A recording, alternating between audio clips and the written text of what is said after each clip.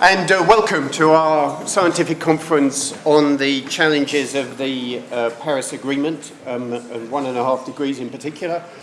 We've got people from 23 countries around the world. We're delighted to welcome you, and have also been delighted with the number of submissions and papers that we're going to see over the next couple of days around this question of the challenges of the Paris Agreement and the 1.5 degree goal.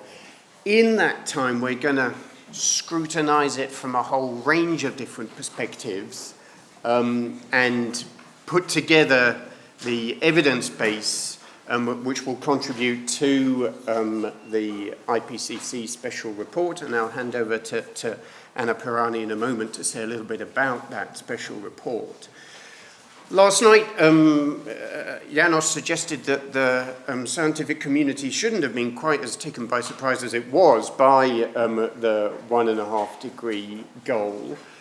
But I think the notion of surprise that we're going to have to be agile, stuff is changing, is characterizing where we're going. I mean, Naki went on to talk about the unexpected changes in technology, the plummeting cost of solar, car manufacturers reshaping their business model to be entirely electric, unexpected things happening in China.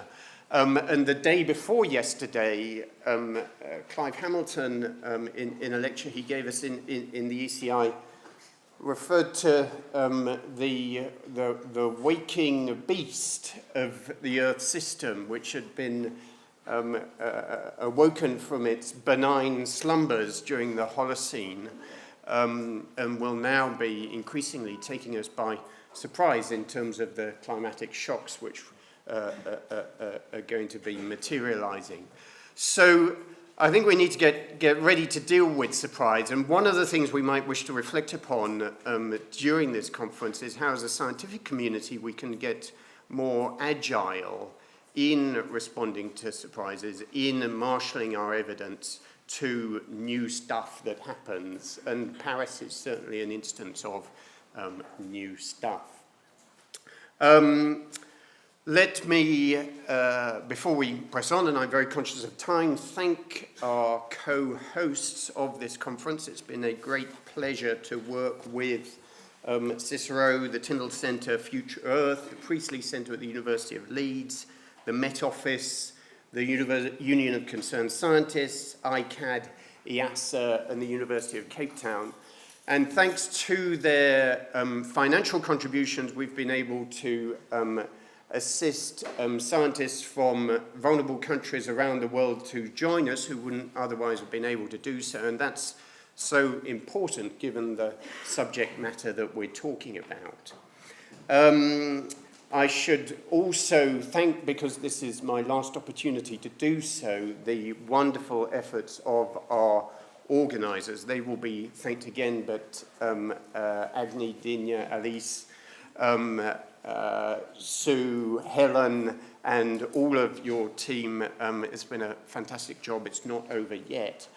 And finally, I must acknowledge my co-chairs, Professor Benito Muller, who's been such an enrichment to the life of the Environmental Change Institute since he joined us 2 years ago, and Professor Miles Allen.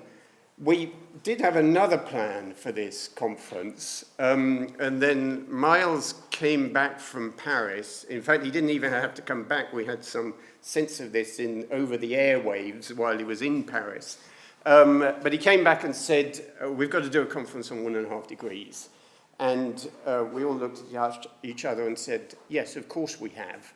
And this is where we've now got to. So thank you, Miles, for your inspiration and determination to make this conference happen.